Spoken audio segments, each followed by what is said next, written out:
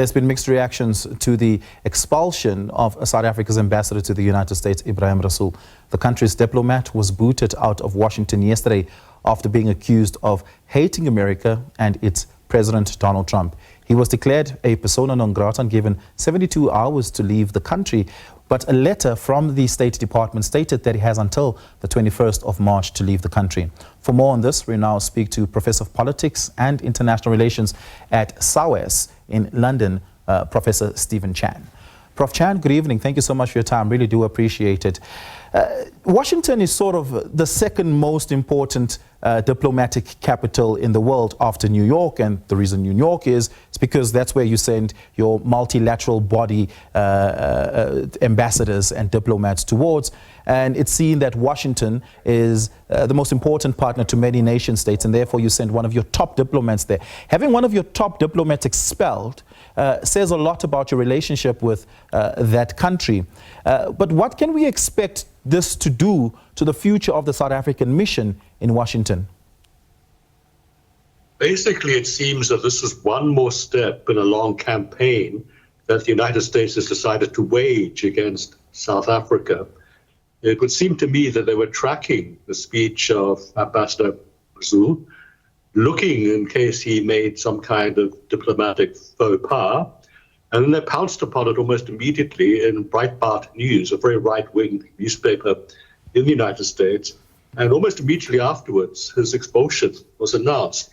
So it would seem that this was a prepared step, basically to lead towards worsening relationships deliberately between the two countries, between Washington and South Africa, and I think to prepare the way to suspend relationships of a trade nature with South Africa and to make things even more economically difficult for South Africa. I'm thinking about suspending the AGOA agreement that benefits South African trade with America right now.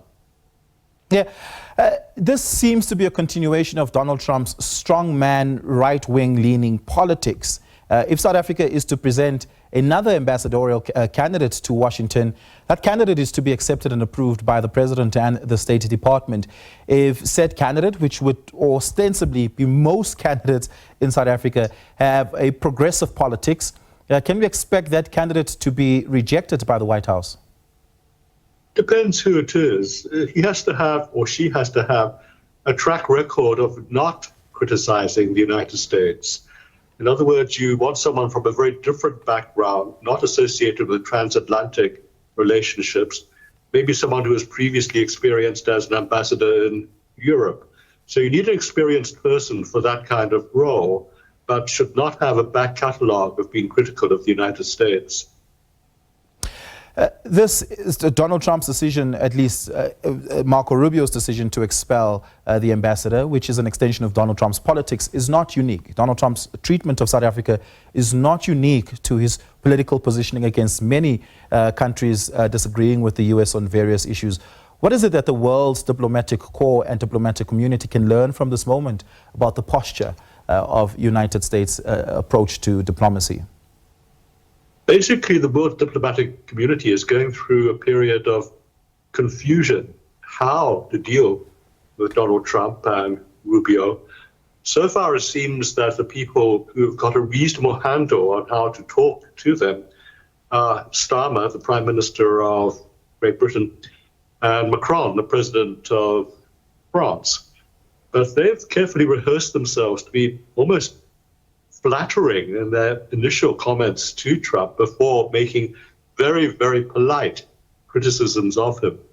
If you go up front with criticisms, if you call it as you see it, you're going to get a very, very tough reception from the Trump administration. So quite apart from being right-wing and throwing its weight around, it's also paranoid and not able to take criticism. So you can't have any kind of diplomatic overture to the United States that begins critically, and to give a full presentation to a think tank without imagining that you might be tracked while you're doing so, that is largely critical of the Trump administration and what the ambassador called its supremacist policies and inclinations. That is not going to be the way to influence the United States. And just a last question. You said earlier that the next step may invariably be the severing of trade relations between the US and South Africa. While the net trade outcome between South Africa and the US leans towards the benefit of South Africa, the United States benefits tremendously in the export from South Africa to the US of precious and critical minerals, something various US sectors require significantly, including, by the way, the motor vehicle sector, Tesla being one of the participants there. And of course, we know the relationship between Elon Musk and Donald Trump in this instance. Do you imagine that they would go ahead with severing trade relations with South Africa, or at least have a punitive approach, a hostile and punitive approach to trade relations with South Africa? They won't sever them completely. They'll suspend the AGOA agreement, which gives preferential access for South African trade into the United States. But yes, you're completely right. Platinum in particular, a mineral that's essential to motor vehicle manufacture, essential to maintaining some kind of clean exhaust from motor vehicles, that is going to be absolutely key to a huge range of industries, not just the automobile industry in the United States. So the US would be taking a risk, but I think that they will go ahead. All the inclination seems to be to go ahead with suspending the AGOA agreement with South Africa. Yeah. Prof Chan, thank you so much for your time. Really do appreciate it. And of course, it was during the mining in Indaba earlier this year where Minerals Minister Gwede Mantashe had said that South Africa would not be afraid to withhold minerals trade and exports to the United States of America.